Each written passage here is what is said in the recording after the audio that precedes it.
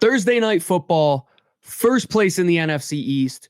What more could you ask for? We got you covered here on Crossover Thursday. Locked on Eagles, Locked on Commanders.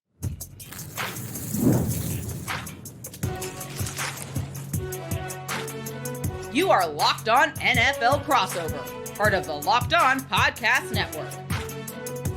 Your team every day.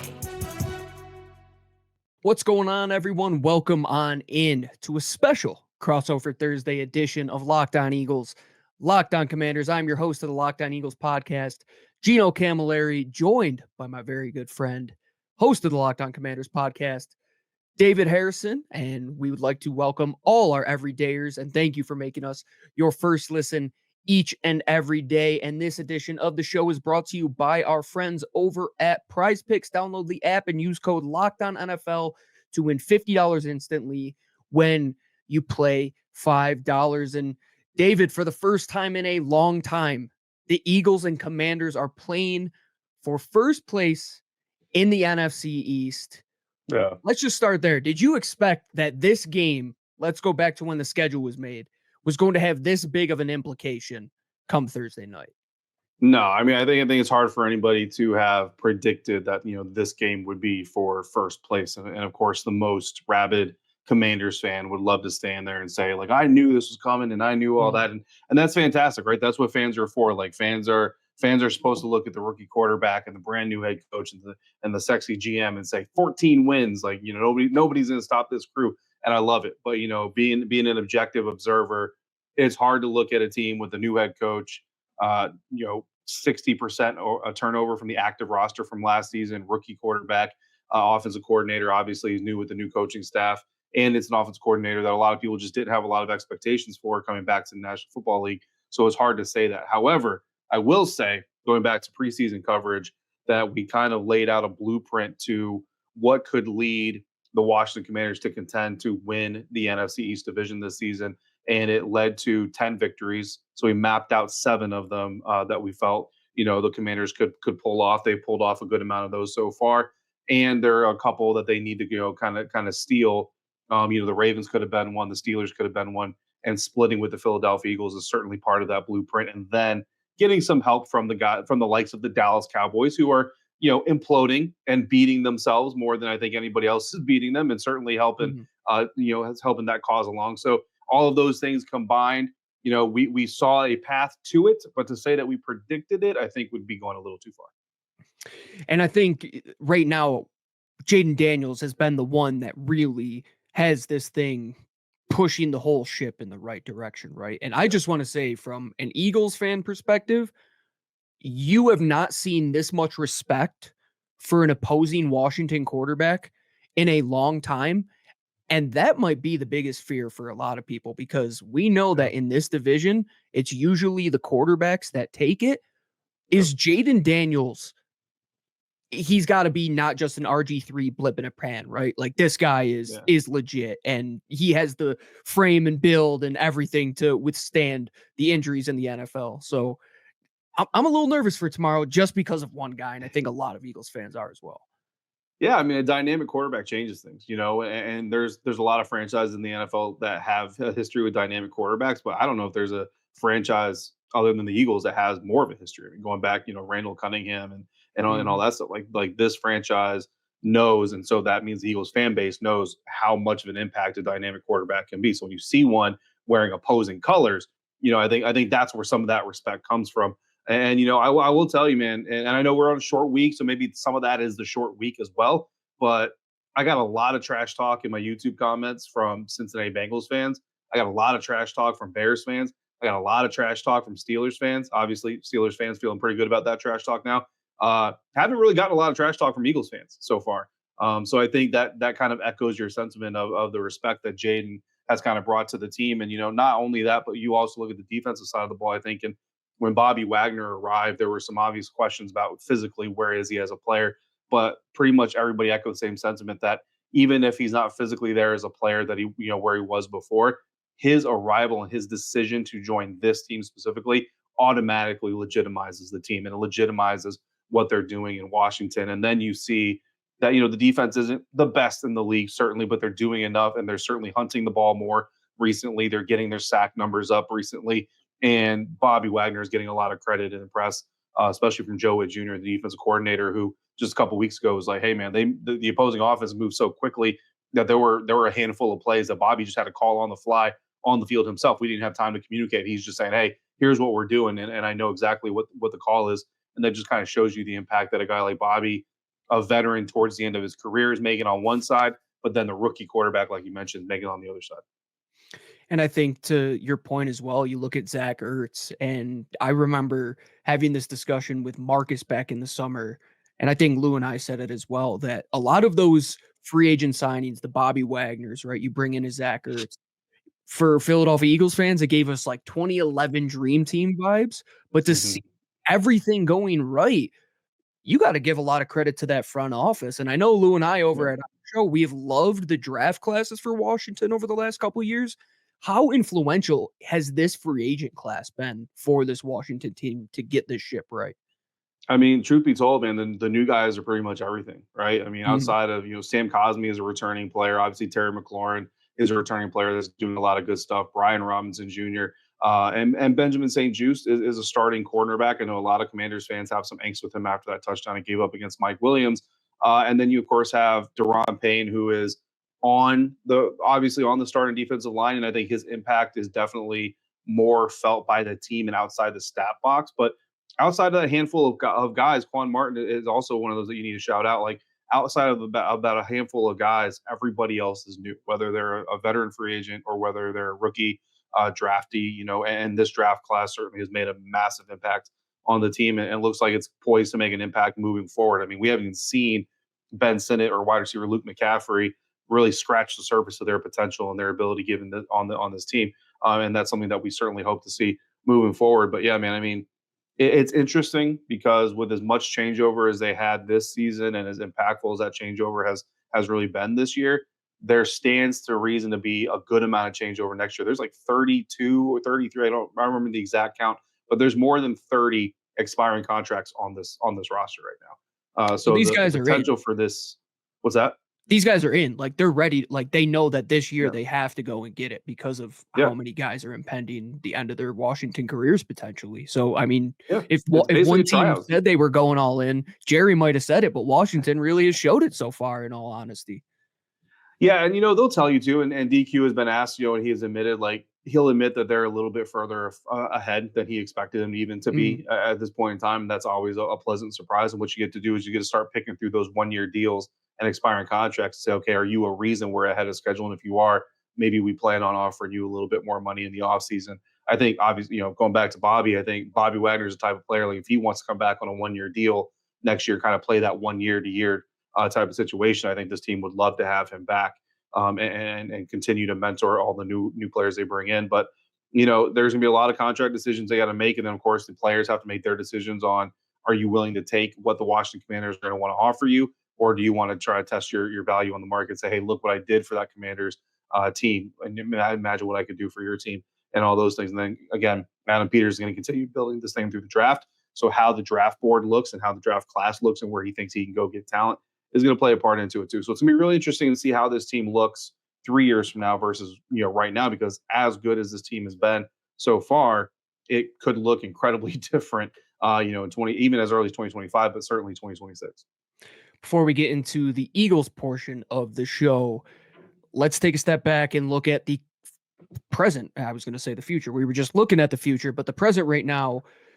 Who is not going to be playing in this game for the Washington Commanders? I know the new addition, Lattimore, he's not going to be in this No. game. Who else is not going to be able to see the field on Thursday? Yeah, so linebacker Nick Bellore, who's a special teams ace. He was a special teams ace in Seattle. He's the guy that they brought him in there for that reason. He's been pretty solid on special teams. Injured last week. He was wearing a pretty gnarly brace on his leg, so he's not going to be available, I don't think, for some time. Certainly not this game. You already mentioned Marshawn Lattimore, and then kicker Austin Seibert. And as much as people might kind of like blow over the kicker, Austin Seibert was the fifth kicker this team had on his roster this season, because that's how much it struggled to find a solidified kicker after releasing the first one due to off the field problems. But they brought in Zane Gonzalez. Zane Gonzalez made all of his kicks last week, so you hope that can continue. this week, but it's a different environment. That was a home game. It was daytime. The weather was fairly decent. Didn't start raining until after the game. This is Philly. This is prime time. You know what I mean? It's a little bit more ramped up. So we'll see how Zane does. Hopefully they're not relying on him to kick a lot of field goals and they can worry about him making the extra points. But right now, everybody else looks at least healthy enough to go. Most importantly, being Brian Robinson Jr. To help establish that power run game, because this is certainly a run first team, even though the attention is all on Jayden Daniels. And without Brian Robinson, it's much harder to establish that run game for the Commanders offense. Two high-profile offenses, a defense in the Eagles that is pretty good, and one in Washington that has allowed a ton of explosive plays. The keys to victory to finish up the show in a little bit, but we're going to talk about the Eagles and how they get things going. The big storylines for the Birds. Come on back on this Crossover Thursday. This Crossover Thursday edition of Locked On Eagles and Locked On Commanders is brought to you by our friends over at Hillsdale College. Time is our most precious commodity, so don't waste it scrolling through the same mind-numbing content for hours and hours. How can you spend it wisely to improve yourself? Our sponsor, Hillsdale College, is now offering more than 40 free, that's right, free online courses, including Constitution 101, the meaning of history and the Constitution, Introduction to Free Market Economics, The Great American Story, A Land of Hope, The Rise and Fall of the Roman Republic, and a brand new documentary-style course on Marxism, socialism, and communism. All Hillsdale's courses are self-paced so that you can start whenever and tune in wherever. Plus, you can go deeper with readings, quizzes, discussions, or just enjoy the lecture. So to get started today, go to hillsdale.edu/lockedon to enroll. There's absolutely no cost, and it's easy to get started. That's hillsdale.edu/lockedon to register. hillsdale.edu/lockedon. This episode is also brought to you by our friends over at FanDuel, America's #1 sportsbook and the official sportsbook partner of the Locked On Podcast Network. Right now, new customers can bet $5 and get $150 in bonus bets if you win. The FanDuel Sportsbook app gives you everything you need to place live bets on the NFL all in one place. So when you're in the middle of watching this Thursday night game between the Eagles and the Commanders and you get a hunch, you can check out the latest stats, view live play-by-play, and so much more on the same page where you place your bets. All you have to do is visit FanDuel.com to join today or download the FanDuel Sportsbook app as well. And you could get started with $150 in bonus bets if you win your first $5 bet. That's FanDuel.com. Never waste a hunch and make every moment more with FanDuel, an official sportsbook partner of the NFL.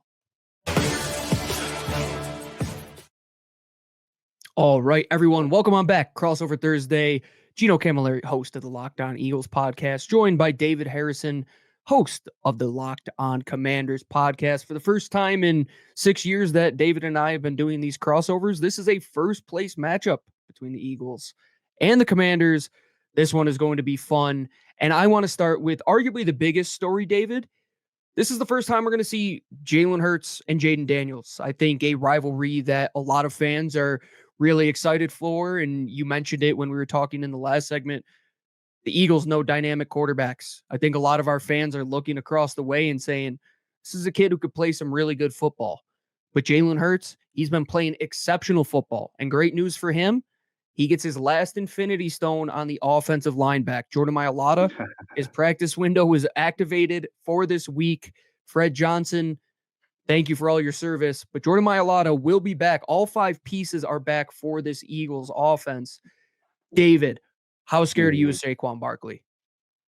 I mean, you have to be, right? Like you have to be afraid of Saquon Barkley. And then when you look at the Washington Commanders defense, they haven't done a super great job of stifling opposing run defense or rushing attacks. And that has certainly been a big part of when they have struggled or when they failed to kind of play that complementary football that every team is looking for. That's been a big part of it. And so that's going to be key, and I don't know what the exact right answer is. Like we've seen them kind of take this approach of trying to hold the line of scrimmage, let the second level defenders kind of react to which way the run is going and penetrate. And that, has worked at times, hasn't worked at times. We've seen the defensive line try to get early penetration, cause havoc in the backfield, and then let your second level defenders, clean up the mess. That's worked at times. It hasn't worked at times.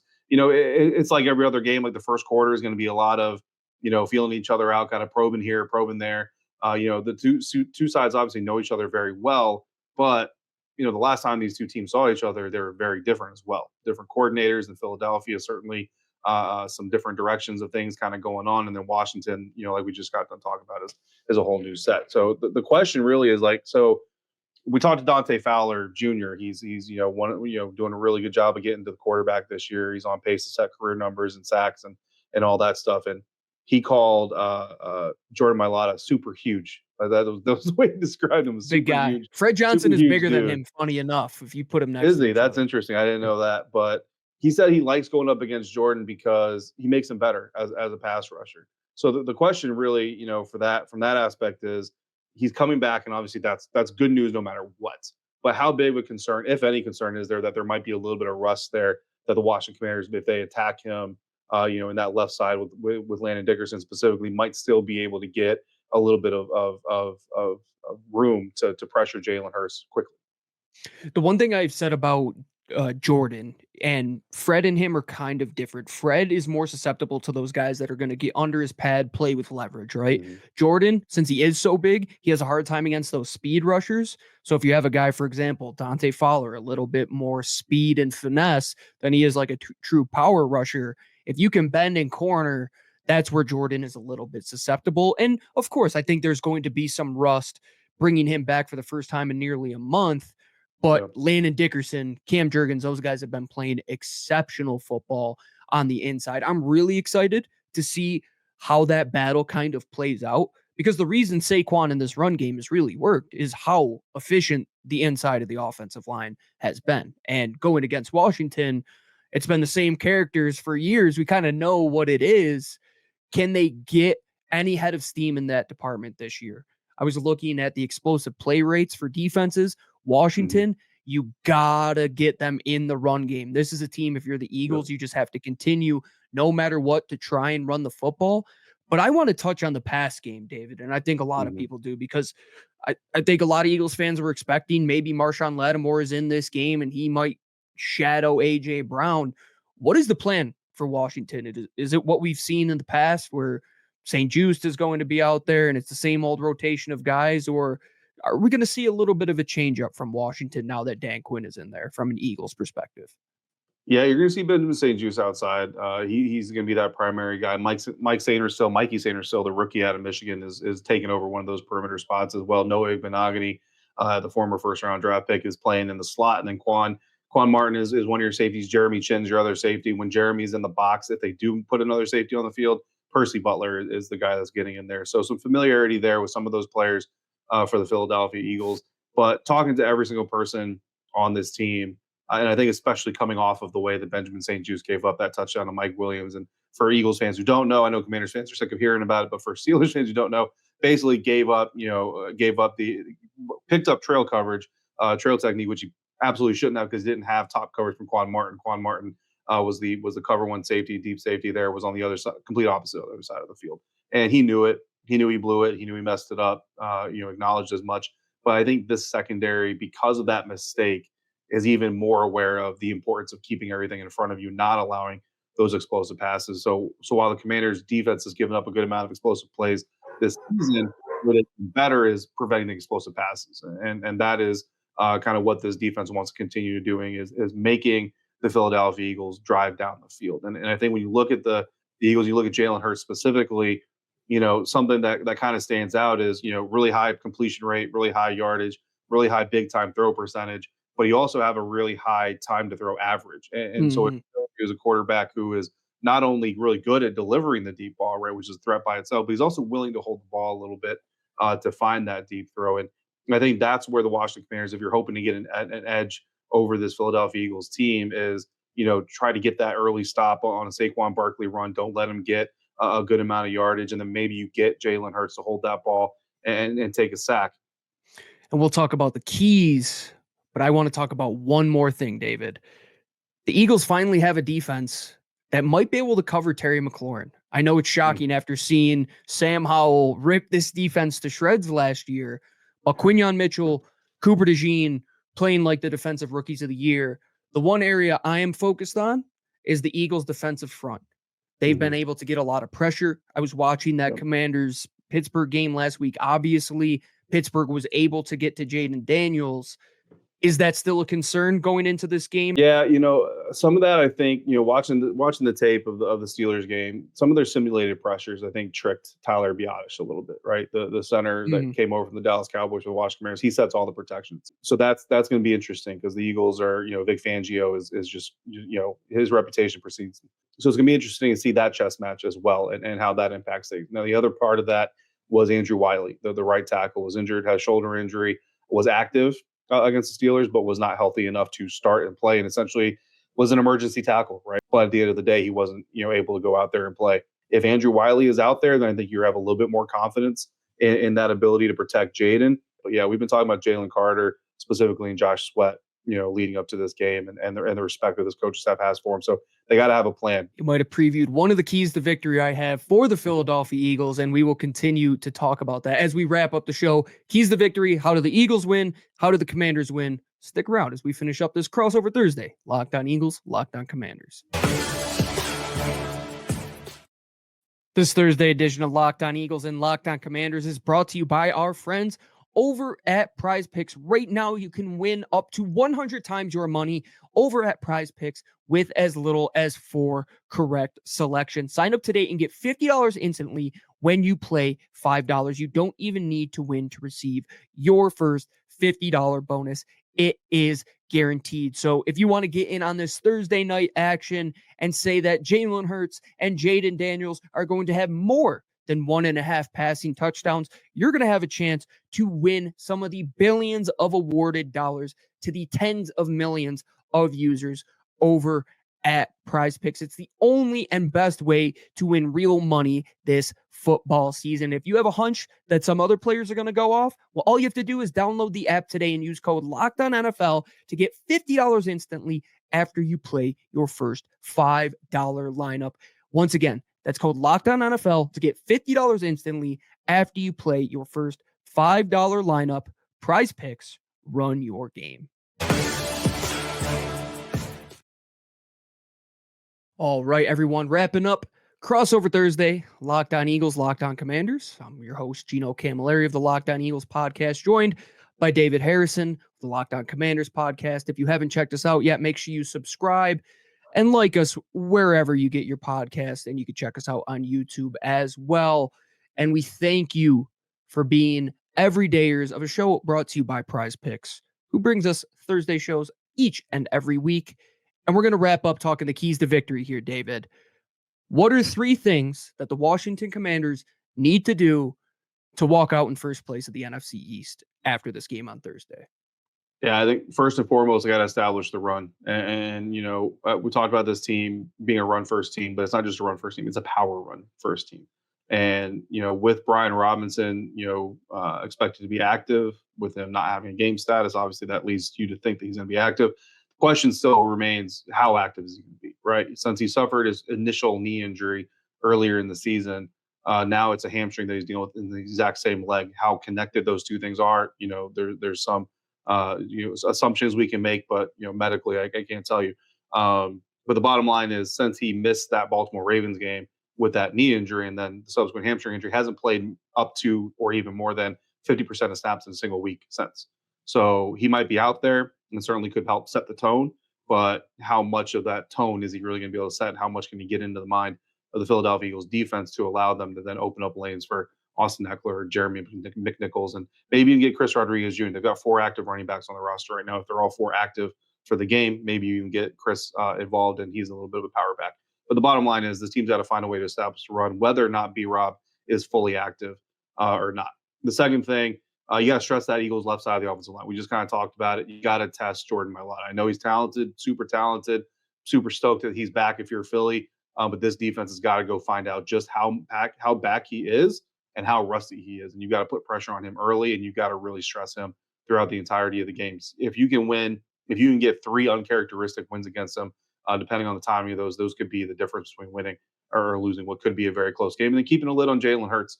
Look, Saquon Barkley, like, if you name a player that you have to be concerned with the most on the Philadelphia Eagles roster, I think Saquon certainly deserves that billing. But to be realistic, Saquon Barkley could rush for 120 yards in this game, and you still win this game if you keep a lid on the overall offense, right? If you keep a lid on those big passing plays, force them to get into the red zone, force them to drive long drives, and maybe force them to take a couple of field goals where they'd rather have touchdowns. It's going to be really interesting because, Kellen Moore's offense is very kind of straightforward in the red zone. First down, it's pretty much all run. Second down, it's pretty much split right down the middle, so it depends on yards to go. And then third down is pretty much all pass. Like, he's really not trying to be super tricky about it. He's just trusting his guy to execute better than your guys. So if you can get them down in that red zone, then it becomes man on man. Win your matchup, win your assignment, play smart football. And if you do so, you might be able to beat the Eagles. It's 3.5 points is the line over at FanDuel right now. I think a lot of people are probably going to ride with Washington if you believe that they can walk out in first place with a talented young quarterback and a talented young passing offense and a talented group of running backs. Then you go and pick Washington. But if you believe in the Eagles, it has to start with these couple things. And I'm going to lean on that Jalen Hurts topic. Jalen Hurts, we call him the Hulk over at our show. He has to know his Bruce Banner moments. He has to know when to throw the ball away, because this Washington defensive line, even though they haven't lived up to what they have been in the past, all it takes is one game for that monster to get out of the cage. Jalen Hurts to hold on the ball for more than 3 seconds, and you get a fumble like you did last week. And all of a sudden, Dallas has the ball in their own red zone. And then you throw a red zone interception to Trevon Diggs. So Jalen Hurts, you said you have to keep a lid on him. He has to keep a lid on himself. Number 2, Jayden Daniels is very good running the football. The Eagles have been exceptional fitting the run since the bye week. If there was ever a game to fit the run and contain the edge, it is against Jayden Daniels. You cannot allow him to escape outside of the pocket. They haven't really had to go against many rushing quarterbacks. The last time was Daniel Jones and then Joe Burrow. Not too much success from either of them. This is a completely different monster. You have to fit the run well, keep your eyes to the quarterback, and make sure you guys bring him down at first contact. Because if he can make one guy miss, he's going to make a whole bunch of guys miss in the open field. And number 3, continue to ride Saquon Barkley until the wheels fall off. They were able to get him out of that game last week against Dallas early in the fourth quarter with about 12 minutes left. He is the cog of this team. Saquon Barkley in the pass game, he's been lethal. As a runner, he has been lethal. Now you have the full offensive line back. This team and some of the players, Lane Johnson, some of the captains, they went to Nick Sirianni after the bye week and said, we have to continue to be a run-first football team. And Saquon Barkley, he was paid as such by Howie Roseman. They've given him the touches. They have to continue to do that. And this is the game where those explosive plays can show up. David, I'm not going to make you predict what happens in this game, but I want to give you one more question. Regardless of what happens, do you think both of these teams are going to be in the playoffs come the end of the season? I do. Yeah, I definitely do think that they're both going to be in the playoffs. If Washington get this win, they're looking at the potential of having 10 wins by the time they hit their bye week. That's crucial. Even if they don't get this win, then they're still going to be favored against Cowboys the week following. You imagine they're going to be favored against the Tennessee Titans before going to their bye week. So you're still looking at a potential 9-win Commanders team entering the bye. And then you've got a 4-game stretch that the Eagles are part of that, obviously, but you've also got the Saints, the Falcons, and the Dallas Cowboys again in week 18. And by week 18, I mean, Jerry Jones himself might just be checked out. So, I think it's very easy to see this Commanders team now at this stage being a 10 or 11 win team minimum, right? And obviously that's going to put you in a really good position to make the playoffs, and certainly the Philadelphia Eagles. How about us? Or how about, I'll say me. How about me going through a full episode with you and not bashing Nick Sirianni one time? That is pretty crazy. Yeah, we're 31 minutes into this thing. You haven't even brought his name up. Yeah, that is one key to victory. How is Nick going to be? Is he going to be Billy Walsh, or is he going to be an actual true NFL head coach? He's been good. I've been hard on him. I know a lot of people around the lockdown sphere have been hard on him as well. But this is a game you got to win if you're Nick, right? This is a game you have to win if you're Dan. These division games, they count as 2 wins either way. Your opponent loses, you win. I do say as well, David, I think both of these teams have bright futures when it comes to this season, especially But damn, am I excited to see a competent quarterback in Washington to go against Jalen Hurts for quite some time, man. This is going to be fun, and I think we're going to both be on edge. Don't cheer in the press box too much, my friend. But that'll do it for us here over at Locked On Eagles and Locked On Commanders. Thank you for making us your first listen each and every day. And for your second listen, make sure you go check out the new Locked On NFL with 2 shows. First, check out the Madman Tyler Rowland as he kicks off your morning, and then go check out the Barber Tony Wiggins in the afternoon. Make sure you check out Locked On Commanders with David Harrison. Make sure you check out Lou and I over at Locked On Eagles. Make sure you subscribe to all of the shows, not just football. Whatever city you're in, make sure you go check out hockey, NBA, MLB. We got everything over at Locked On Eagles. But the whole world is going to be locked on Eagles and Commanders Thursday Night Football.